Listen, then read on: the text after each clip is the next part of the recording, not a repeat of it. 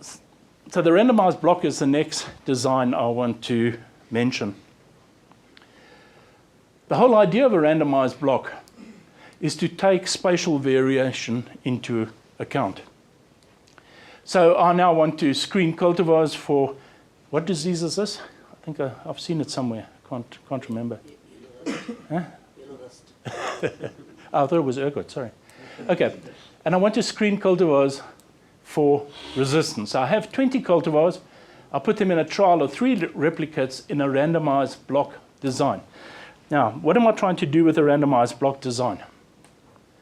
I'm trying to take into account that the field or the environment in which I'm working is variable.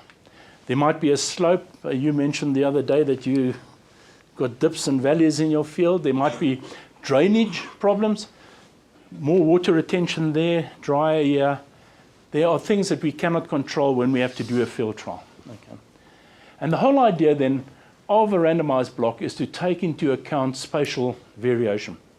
So it's very important when you're going to do a trial that you don't just, piece of open land there, I'm going to just shove it in there. Look at your area, look at the variations, and then work out how you can lay out your blocks in a way that you minimize the effect within each replication. So if there's a gradient of, let's say, moisture retention from the back to the front here, I'll lay my first block out with all my treatments randomized, okay, so that all those treatments theoretically are under the same sort of moisture stress regime. I then put my next block out here so that all my treatments are in a slightly wetter patch. And then I'll lay my third block out there where the water retention is the highest, so that all my treatments in that block are theoretically, okay, subjected to the same conditions. Then when I do my analysis of variance, I can take the variation out for where those blocks are. I can take it out of the total sum of squares and I can start maximizing my treatment effects or measuring my treatment effects. Okay, so that is why we use a randomized block design. So you'll see these are all in blocks and they take into account the spatial variation that occurs in a field. So what I would do there, I'd have my block 1, 2, 3, and I'd have my cultivars. And the reason I randomize my cultivars in each block as well is if I have a 2-dimensional variation.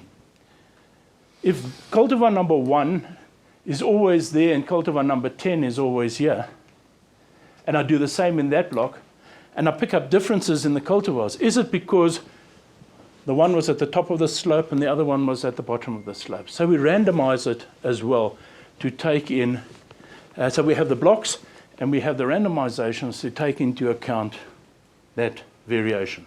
Okay, does that make sense?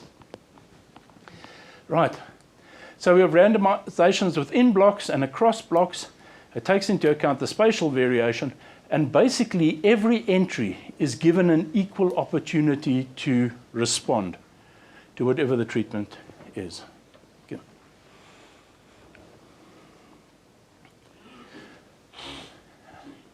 I then get my data, and this is the affected leaf area, and I'll lay it out in some kind of matrix. And remember, the question is, do the cultivars differ in susceptibility?